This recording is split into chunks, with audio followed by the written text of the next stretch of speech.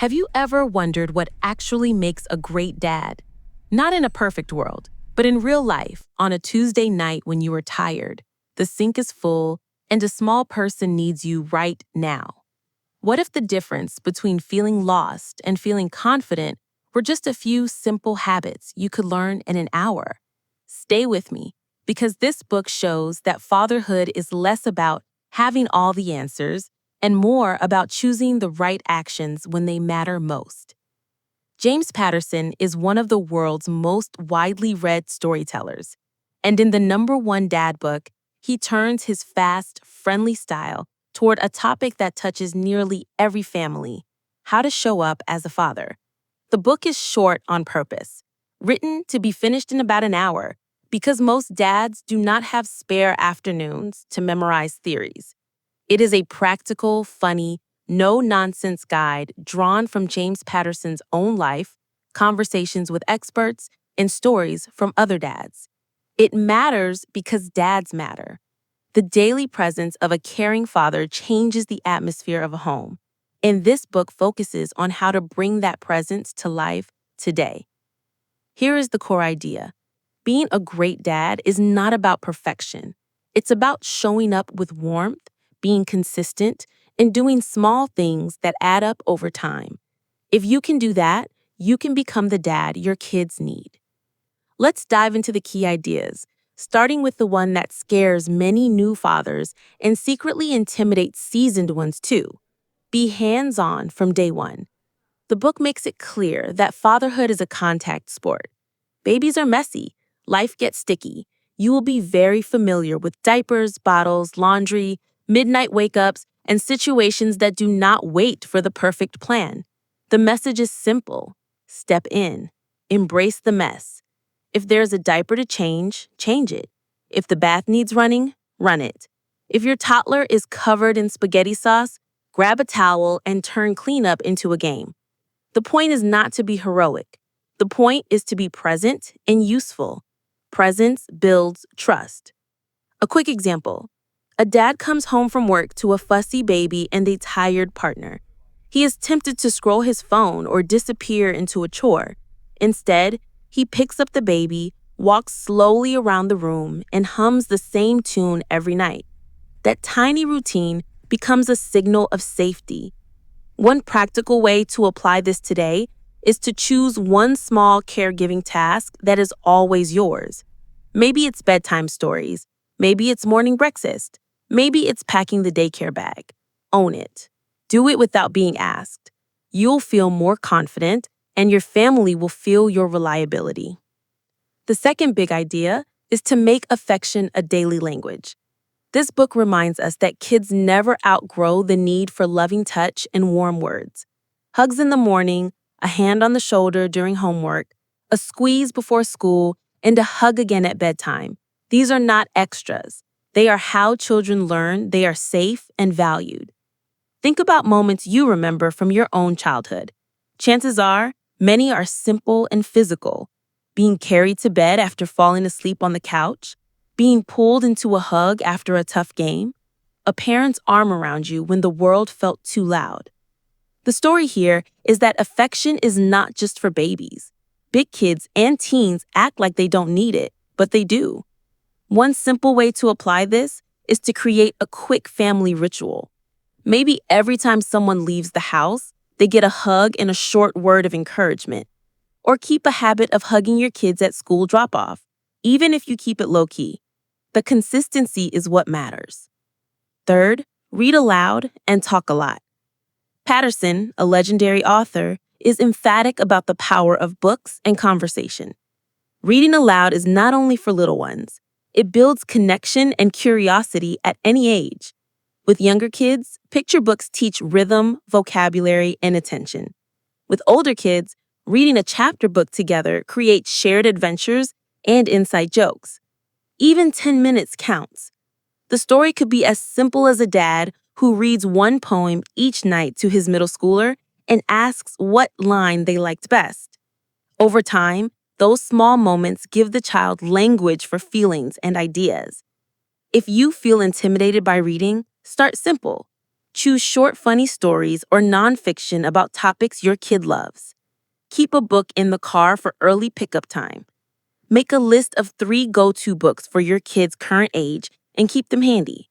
If your kids are older, let them recommend something to you and trade chapters. The actual title matters less than the shared time and the habit of talking about what you read. Fourth, choose consistency over intensity. This may be the most important theme in the book. Kids don't need grand gestures as much as they need steady rhythms. Show up roughly the same way each day. That doesn't mean you can never be spontaneous. It means your family can count on your basics. Let's take discipline. The book nudges dads to be firm and kind. No shaming, no yelling when you can help it, and no moving goalposts. If the rule is that screens go off at dinner, then screens go off at dinner.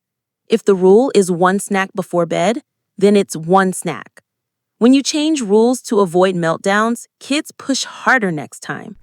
A small example. A child refuses to brush their teeth. Instead of threatening or bargaining endlessly, a consistent dad uses a calm, repeated script and a timer.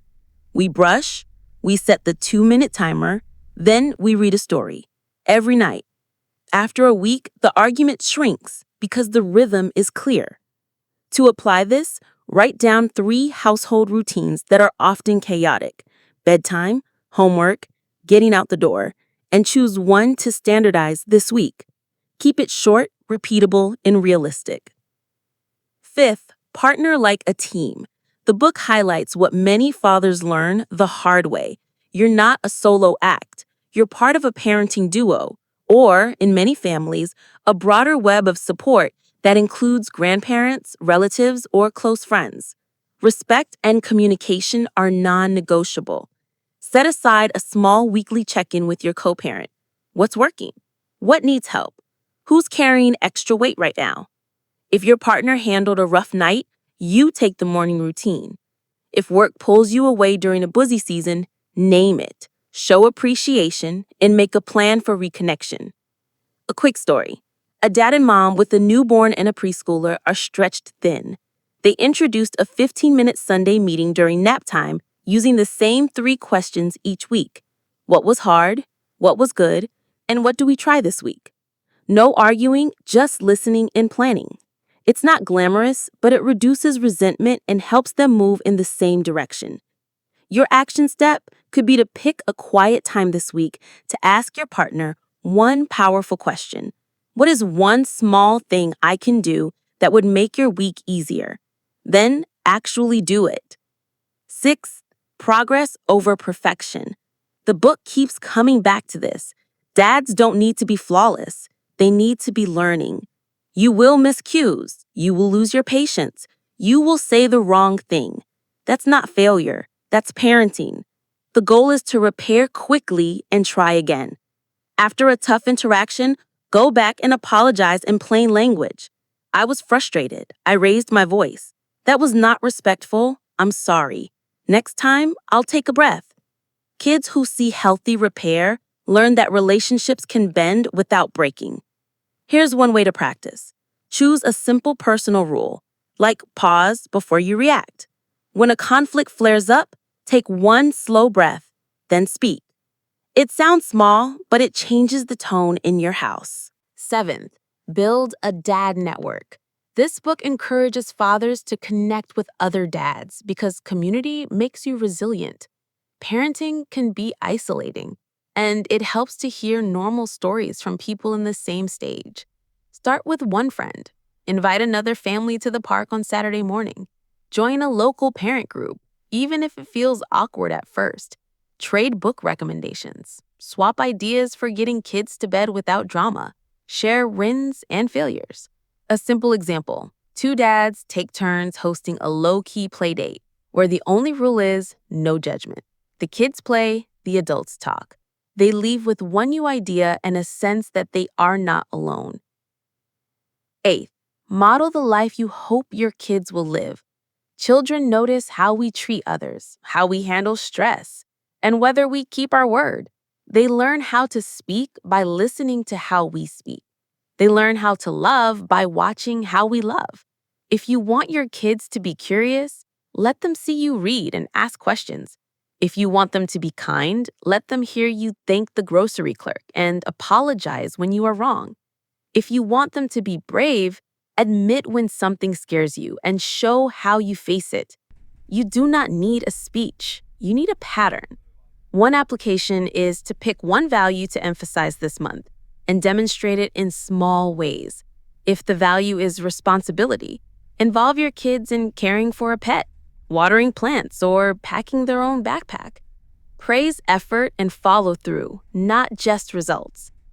If fun does not come naturally to you, borrow it. Ask your kids what makes them laugh and do more of that. As we step back, notice how these ideas fit together. Hands-on help shows love in action. Affection and reading create connection and growth. Consistency gives kids a safe frame. Teaming with your partner keeps the family steady. Progress over perfection lets you recover quickly. Community keeps you going. Modeling shows the way. Protecting attention turns minutes into memories. Fun makes everything stick. None of these require more hours in the day. They require intention. Here's a quick recap to anchor it. Fatherhood is not an exam to pass. It is a relationship to practice. Be present. Do small things today. Hug your kids even when they act too cool for it. Read with them and talk about what you read. Keep a few simple routines and stick to them. Communicate with your partner and share the load. When you mess up, repair and try again. Find other dads and trade real stories. Live the values you want your kids to carry into the world. Guard your attention. Make room for play.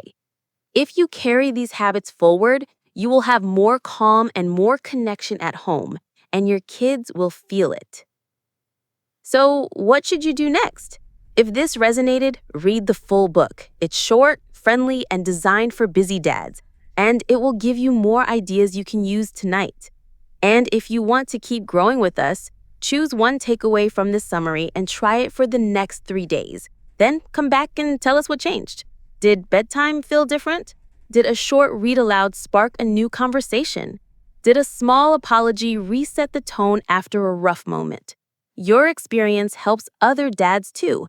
If you found value here, consider subscribing for more book summaries on parenting, self-improvement, and relationships. And share this with a friend who could use a quick boost today. Fatherhood is one of the most important jobs in the world, and you are more capable than you think.